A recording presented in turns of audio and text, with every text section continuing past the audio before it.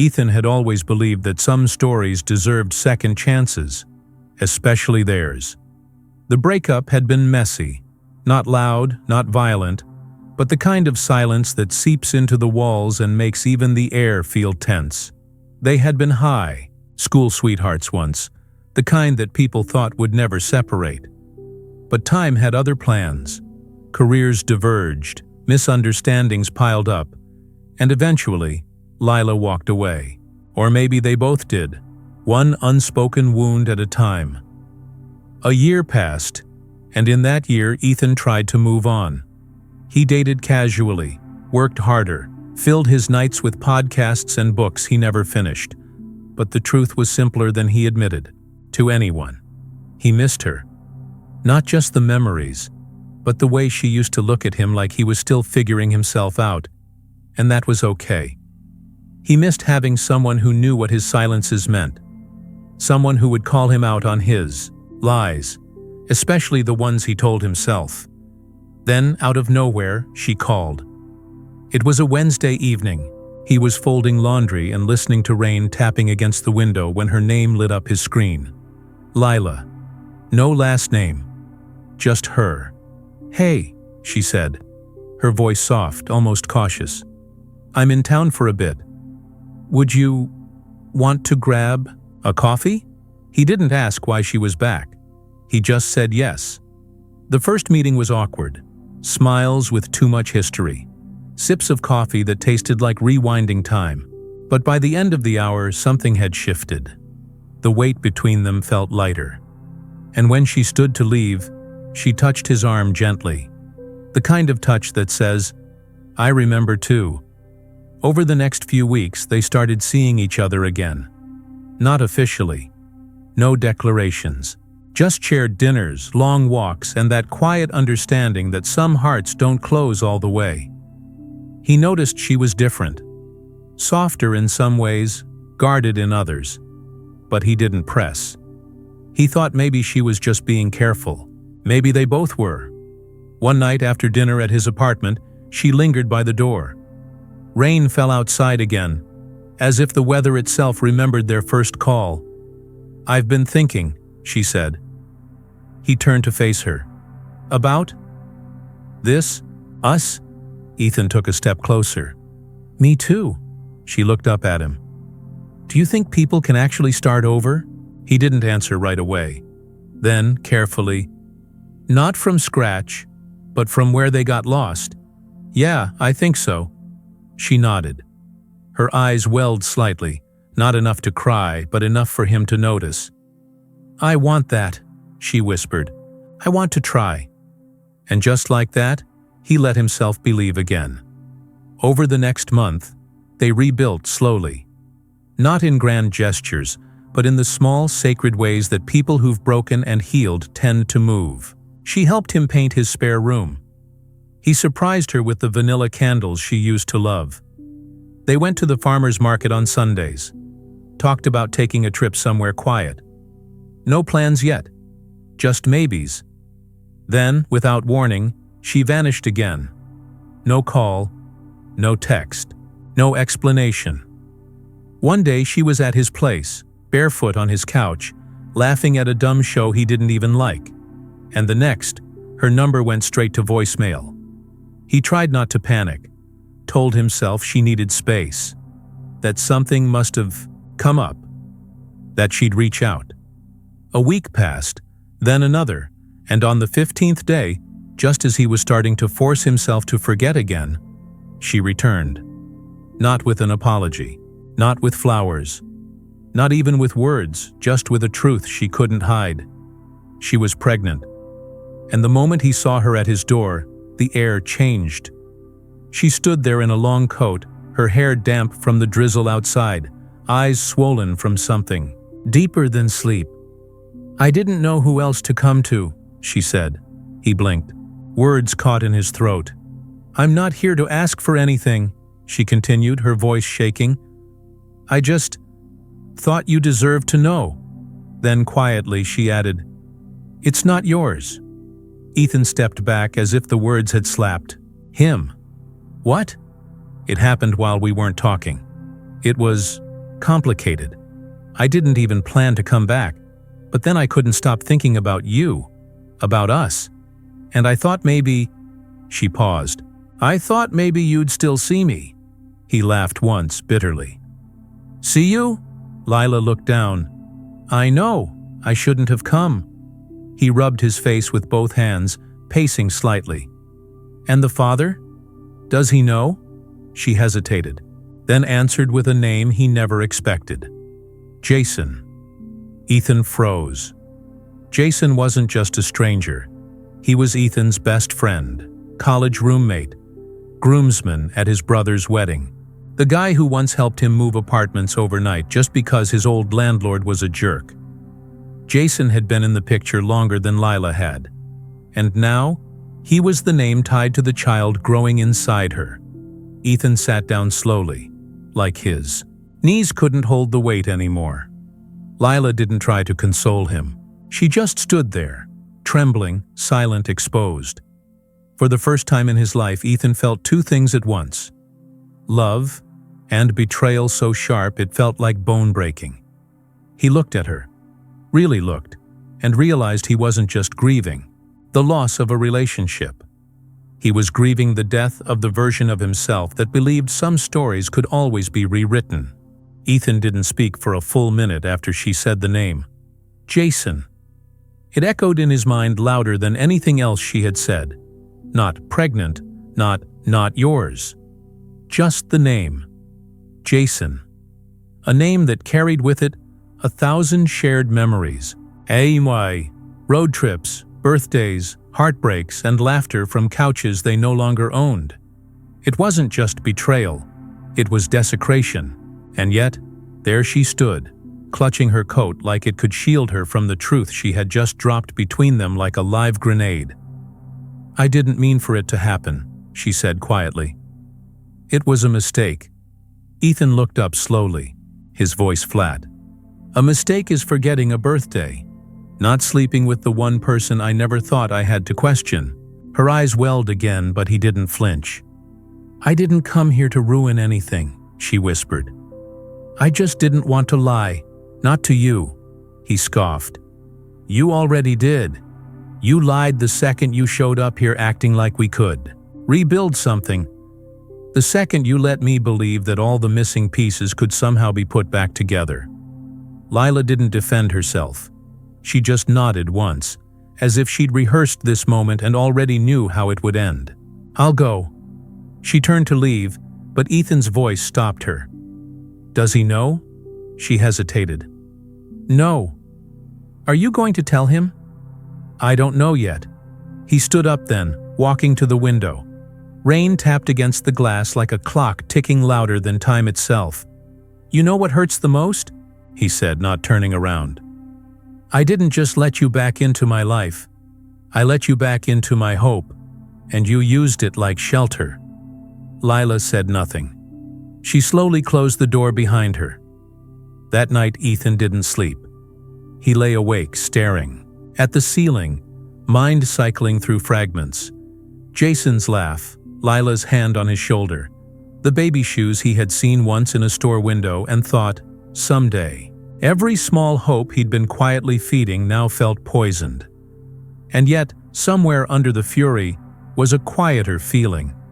A sort of ache, like something had ended long before he realized it, and now he was just catching up to the wreckage. The next day he didn't tell anyone, not Jason, not his brother, not his co-workers.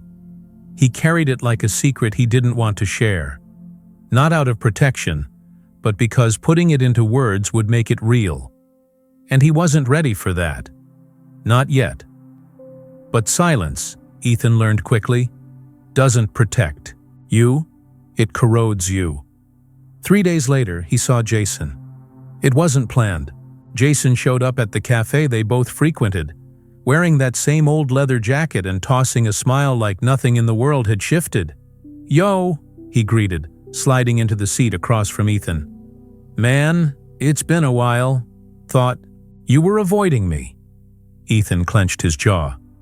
"I wasn't," Jason laughed. "You look like hell." Ethan didn't answer. Jason leaned in. "You okay?" There was a moment, just one, where Ethan almost told him. Let the truth rip the table apart, but he didn't. Instead, he just said, "Rough week." Jason nodded, unaware. "Yeah, I feel that." They talked for 10 more minutes. About sports, mutual friends, work, and the whole time, Ethan felt like he was speaking through a mirror. Present, but fractured. Later that evening, Ethan stood in front of his bathroom mirror, toothbrush in hand, staring at his reflection like it belonged to someone else. He thought about how easy it had been for Jason to sit across from him and not see the cracks. And then he thought about Lila, and the way she had stood at his door, terrified but honest. And for some reason, that duality hurt even more. That both of them, in their own ways, had managed to betray and abandon, and still live untouched by the weight Ethan now carried alone. The next morning, he called Carla. She was the only person outside that triangle who knew enough about him to catch the things he didn't say. Carla answered on the third ring. "You sound like a man who hasn't had coffee or therapy. Can I come over?" She paused. "Now?" "Yeah." 20 minutes later, Ethan was sitting on Carla's couch, hands wrapped around a mug, staring at her bookshelf without reading a word. He told her everything. Every word. Every detail. Carla didn't interrupt. She didn't gasp or throw judgment. She just listened. And when he finally stopped talking, she leaned back and said, "So, you're heartbroken, and humiliated, and angry, and you feel stupid for still caring." He looked at her. "Yeah." "Good," she nodded. "That means you're not numb." He exhaled. "What do I even do with this?" "Whatever you need. Block them, confront them, burn their photos. Write letters you never send. Grieve the version of life you thought you were getting back. But don't pretend this didn't happen. Don't bottle it up like it's your shame to carry." He nodded slowly, tears threatening to form. She touched his shoulder. "You're allowed to be hurt, Ethan. It doesn't make you weak."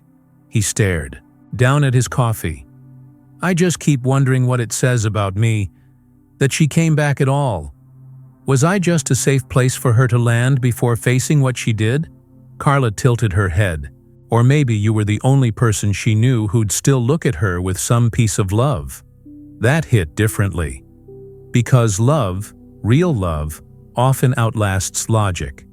And maybe that's why it hurt so much. Not because he had been naive, but because he had loved honestly in a moment she couldn't match. That night, Ethan sat at his desk and opened a blank document. He didn't know what he was writing yet, a letter, a confession, a goodbye, but he knew he needed to get it out. The first line was simple. "To the version of me that thought love was always enough, I forgive you." Ethan wasn't impulsive. At least that's what he used to believe about himself. But pain changes timing. It rewires urgency. And 3 days after visiting Carla, he found himself parked outside Jason's apartment building, staring at the front door like it might confess before the man ever did. He hadn't called ahead. He hadn't even fully planned what he was going to say. All he knew was that silence had begun to rot from the inside, and he needed to hear Jason say it, to confirm it wasn't just a nightmare he'd been feeding on. The hallway smelled like old paint and cheap air freshener, familiar yet soured now. Ethan's knuckles hovered over the door before landing twice. No answer. He knocked again, louder. Then footsteps. Jason opened the door shirtless, a towel slung over one shoulder, blinking like he'd just stepped out of a dream. "Ethan?" Ethan didn't smile. "We need to talk." Jason hesitated but stepped aside. "Yeah, okay. Come in." The apartment looked the same. Couch too low to the ground, record player still broken, half a bottle of whiskey on the counter. But everything looked different now. Tainted. Like a set piece built on lies. Jason grabbed a shirt off the back of a chair and pulled it over his head. "What's going on, man?" Ethan didn't sit. He stood in the middle of the living room, hands clenched. "I'm gonna ask you one question, and I want the truth." Jason frowned. "Okay. Did you sleep with Lila?" Jason went pale. Ethan's stomach dropped. He hadn't even heard the answer yet, but he saw it. Jason ran a hand over his face. "Ethan, yes or no?" A pause. Then, softly, "Yes." The silence that followed could have drowned a city. "When?" Ethan asked, his voice brittle. "After you two broke up, we ran into each other at a bar. It wasn't planned. It wasn't even supposed to happen again. But it did." Jason nodded. "A few times." Ethan stepped back slightly, like the air was too thick to breathe. "And the baby?" Jason looked down. "She hasn't told me anything, but I figured." Ethan stared at him, eyes full of fire. "Why didn't you tell me?" Jason looked up, guilt carved into every line of his face. "Because I knew it would destroy everything. I was ashamed, and I thought it was over between you two. I didn't know she'd go back to you." Ethan laughed, bitter and broken. "You didn't know? Jason, we were rebuilding. We painted my spare room together. We talked about taking a trip. You didn't know because you didn't ask." "I made a mistake." "No," Ethan snapped. "You made a choice, over and over again." Jason didn't respond.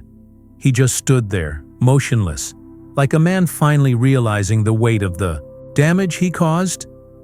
"I trusted you," Ethan continued, voice trembling now. "You were like family, and when everything else felt like it was slipping, I still had that. I still had you. I didn't mean to take that from you, but you did." Jason stepped closer. "Ethan, I messed up, but I didn't do it to hurt you. It wasn't about you, but it was about me," Ethan shouted. "Because it happened behind my back. Because the person I leaned on chose the one person I was trying to heal from. And because now I have to walk through this world knowing that even the people closest to me have limits I can't see." Jason looked like he wanted to say something, but Ethan held up a hand. "I'm not here for an apology," he said. "I'm here because I needed to see your face when I asked." Jason swallowed hard. "Do you hate me?" Ethan looked him in the eye. "I don't know yet, but I know I can't forgive you right now." Jason nodded slowly. "I understand." Ethan turned to leave. At the door he paused. "If she tells you, you're going to be a father, whether you're ready or not, I know." Ethan didn't look back. That night, Ethan didn't go home. He drove aimlessly for hours. Through streets he didn't recognize. Past houses with lit windows that held families, laughter, stability. Everything that felt foreign now. Eventually he pulled into a park he used to visit in college.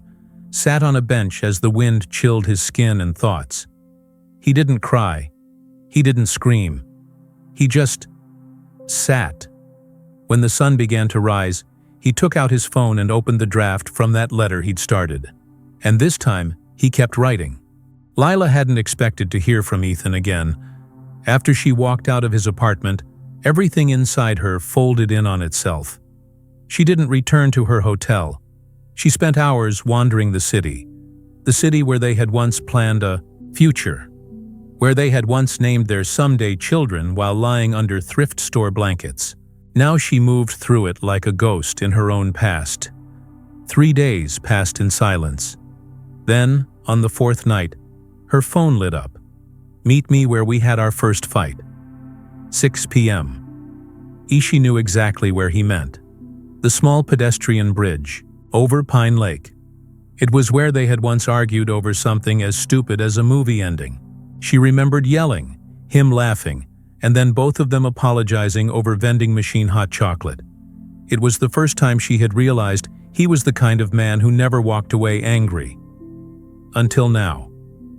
At 5:59, she arrived. Ethan was already there, standing on the bridge, arms crossed, eyes scanning the water like it held a map out of everything. He didn't look at her as she approached. "Thanks for coming," he said, voice low.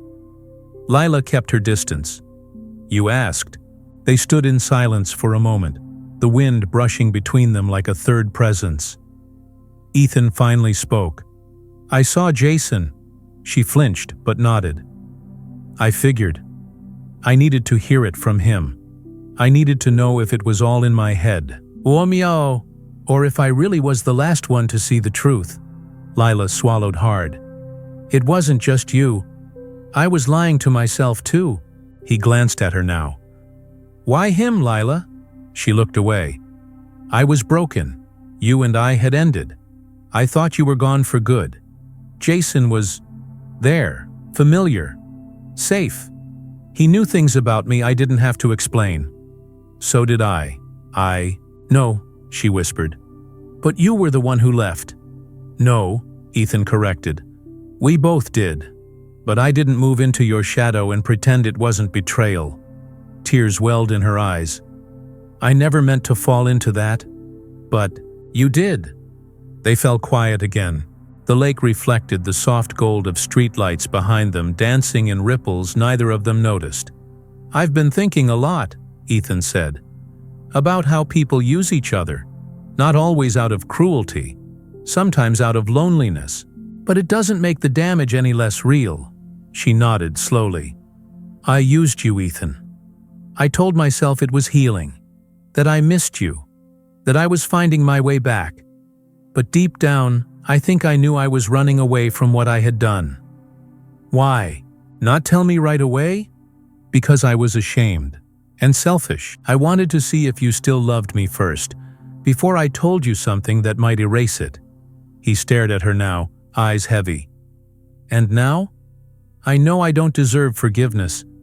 I know I might have destroyed the last good thing I ever had."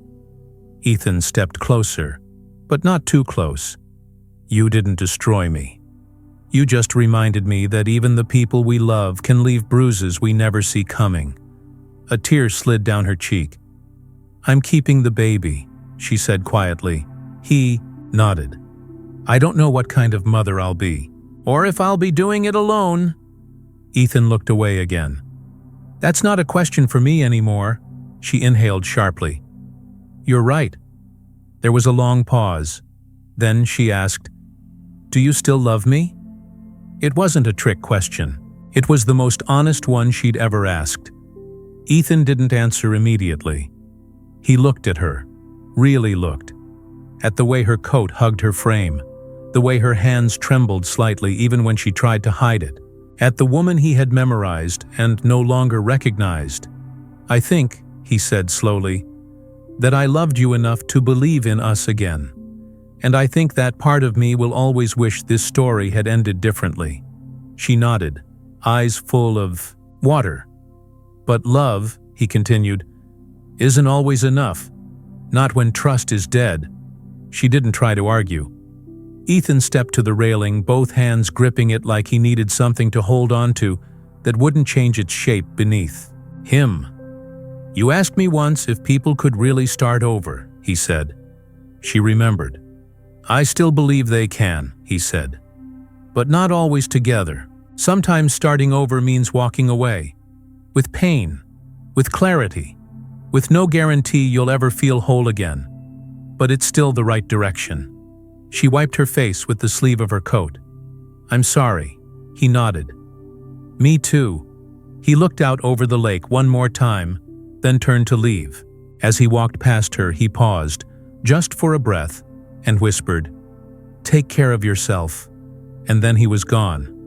She stayed there long after his footsteps faded, alone on the bridge, the same bridge where once a fight ended in laughter, now a love ended in silence, and somewhere deep in her stomach, a small life stirred, reminding her that even in endings, something begins. 3 months later, Ethan sat at a small cafe table by the window, stirring a cup of coffee he hadn't yet touched. The world outside looked the same. People walking, laughing, checking phones, chasing errands. But something in him had changed permanently. He wasn't waiting for her. He wasn't waiting for anyone. This was just a new ritual. Every Saturday morning, he sat at this table and let the world pass through the glass while he rebuilt his inner world. Piece by piece, quietly. He still hadn't told many people what happened. Not because he was protecting her, or Jason, or even himself, but because some stories didn't need retelling.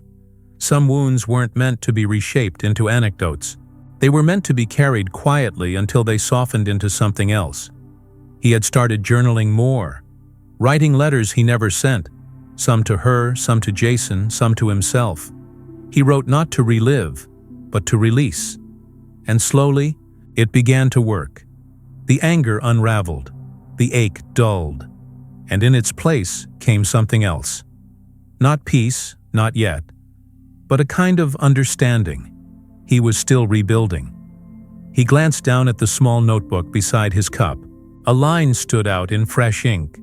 Sometimes, the most painful truth isn't that they hurt you, it's that they didn't think it would break you. He closed the journal gently. The doorbell above the cafe chimed, and for a moment his eyes lifted instinctively, not because he expected her, but because some memories are muscle memory. He smiled faintly at his own reaction, then shook it off and returned to his thoughts. Across town, Lila walked into her third prenatal appointment alone. The nurse smiled, warmly as she was led into the small, sterile room. The lights buzzed softly above her, the screen flickered, and the monitor beeped steadily. Her hand rested on her stomach now out of instinct, not thought. The child was no longer a concept. It kicked, it twisted. It responded to music, to her voice, to stress. It was here.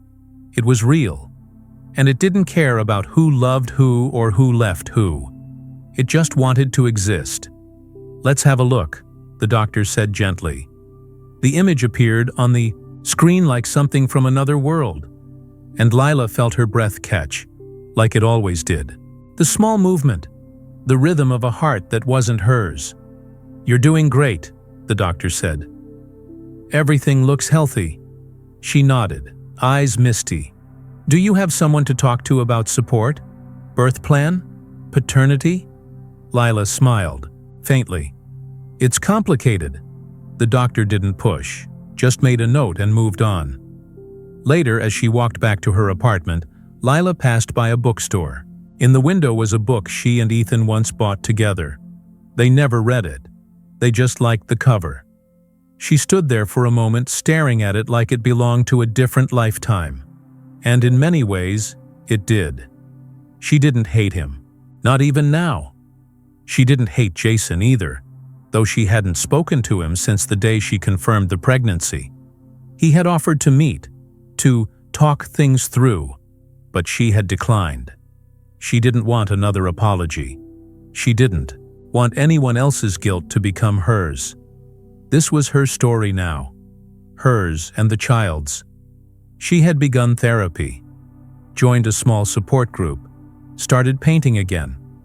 Not because she was healing quickly, but because healing slowly required small rituals of faith, that the future could still hold meaning, that she could still become someone she respected, even after becoming someone she didn't. One night, a letter arrived. No return address. Just her name, handwritten, in ink she recognized instantly. Inside, a single page. "Lila, there are still days I replay everything and wonder if it could have been different. If we had paused longer, asked better questions, moved slower. But the truth is, maybe we were always running towards something that had already burned. I want you to know I'm okay. I'm building something new. Not out of anger, but honesty. I hope your child grows up never doubting they were wanted, even if the wanting came late or sideways.